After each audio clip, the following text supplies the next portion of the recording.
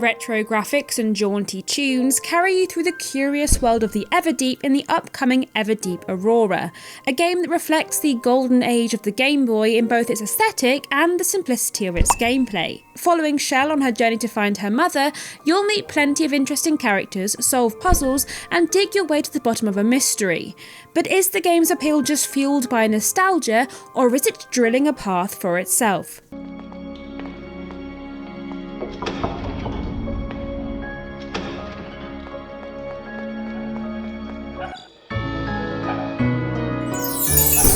But before I answer that question, head over to patreon.com/idreamofindiegames, where you'll gain Discord access to the greatest indie gaming community, enjoy early ad-free shows, receive our new podcast 3 days early, get a shout out at the end of every video we produce, and even more.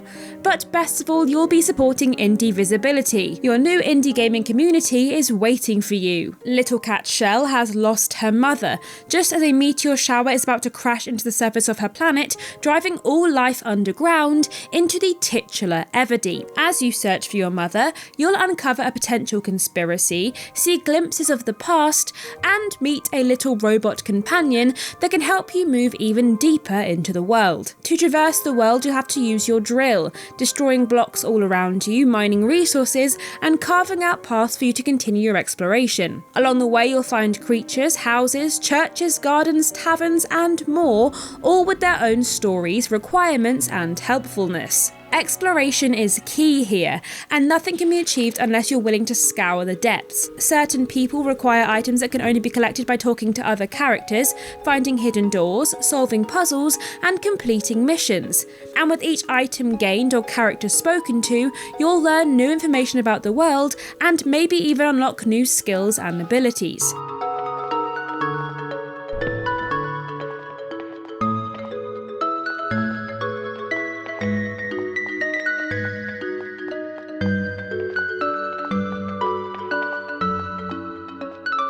Crystals can be dug up, ores can be mined, and hats can be found and worn. And with every upgrade purchased or skill unlocked, you'll find new places to explore and areas to get access to. When you enter certain rooms, the map will reset, and you'll have to dig your way back up or down, building yourself makeshift stairs so you don't get completely stuck. Though if you do end up a creek without a paddle, as they say, then your little froggy friend can come and pull you out of your hole. Though I say that entirely theoretically, because he never actually came to rescue me during my playthrough, and I was told more often than not that I was in a place that he couldn't reach. So I suppose don't get stuck too bad or you'll be there forever. Just kidding, you can of course reset the map at any point, so you're never truly stuck. Every character has something to say, whether that is to help you on your journey, add to the mystery surrounding what is happening to your planet, or just simply making polite conversation.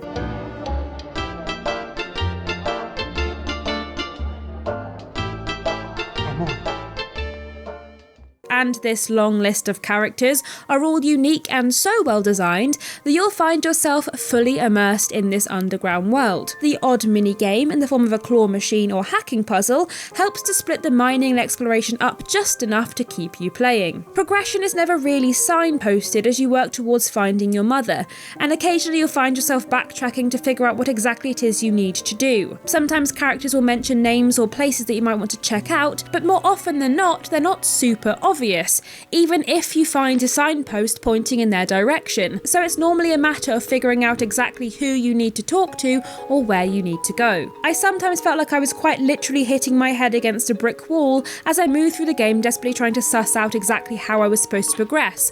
All because I had just totally missed an entire building and character that I didn't even know I needed to meet. This, plus the fact that even with the radar revealing the map, not many of the doors into key areas are marked on it, so you do have to spend a lot of your time backtracking or meandering around the vague area you found that door an hour ago to actually find where you're going. Though with the way progression works, i.e. mandatory upgrades or missions completed to reach the next area, you're never searching a very big area to find those doors, so it's not too much of an undertaking. Nostalgia continues with the tinny music and jaunty sound effects, with every area home to its very own set of songs, all of which bring their own energy and uniqueness to the various locations you find along the way.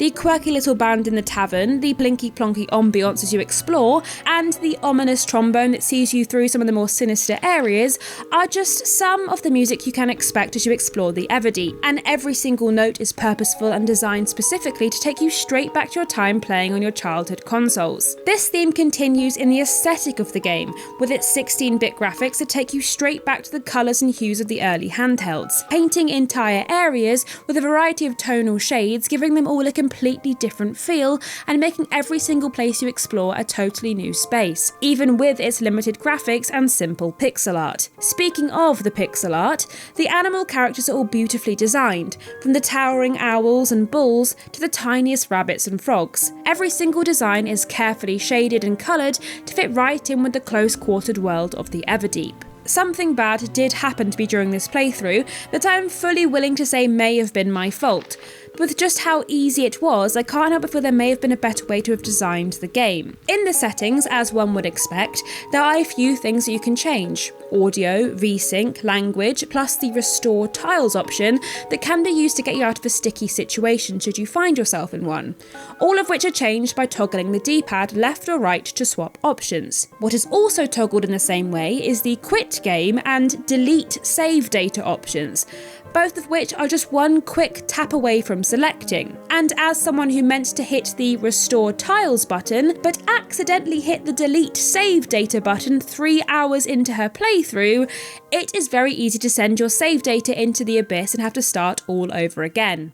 Motherfucker! Thankfully, the game is only 6 hours long, so you don't have to worry about losing too much time to that treacherous toggle. Performance-wise, the game isn't intensely graphical in any way, so should run well on most PCs. And with it also coming to Switch on launch, you shouldn't expect to run into any stuttering or crashes. So, after all of that, I have to say, Everdeep Aurora is a cosy, easygoing exploration game that scratches every nostalgic itch you can muster up, and with its charming story, dynamic characters, and the amount of personality that oozes out of every moment in this game, it's a lot of fun to play. But with its simplicity and the lack of support at the very beginning of the game, it may lose some of its audience early on in their playtime. With all that said, Everdeep Aurora has earned itself a silver genie lamp of approval, a game that will most certainly find its audience and is an absolute joy to sink a few hours into. Just watch out for that save data toggle, lest it sends you right back to the surface.